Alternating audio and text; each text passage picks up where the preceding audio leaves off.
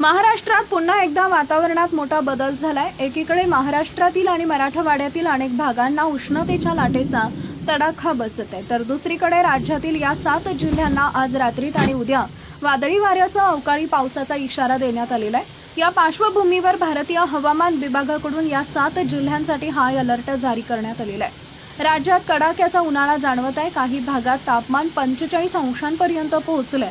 दुपारच्या वेळी तापमानात मोठी वाढ होतीये। अशी परिस्थिती असताना अवकाळी पावसाचा संकटाचाही इशारा मिळालाय। पुढील 3 दिवस आणि आज रात्रीत नेमकं कोणत्या 7 जिल्ह्यांमध्ये भयानक विजांच्या कडकडाटासह पाऊस पडण्याची शक्यता आहे ते पुढे बघा। त्या अगोदर आपल्या चॅनलवर नवीन असाल तर चॅनलला सबस्क्राइब जरूर करा, जेणेकरून अशा प्रकारच्या अपडेट्स या तुमच्यापर्यंत पोहोचत राहतील।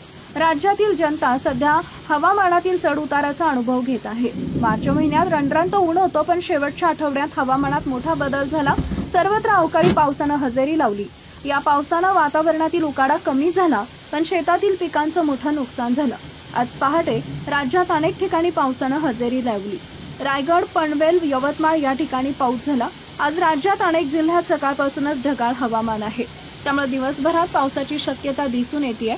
हवामानात अचानक झालेल्या या बदलानं उष्णता काहीशी कमी झाली, मात्र जर पाऊस सुरू झाला तर शेतातील पिकांना नुकसानकारक ठरणार आहे। पुण्यासह राज्यात आज वादळी वाऱ्यासह पावसाची शक्यता आहे। सोलापूर आणि मराठवाड्यातील काही भागात पावसाचा अंदाज आहे। सोलापूर, लातूर, धाराशिव, नांदेड जिल्ह्यात आज तुरळक ठिकाणी गारपिटीची शक्यता असल्याने येलो अलर्ट जारी करण्यात आला।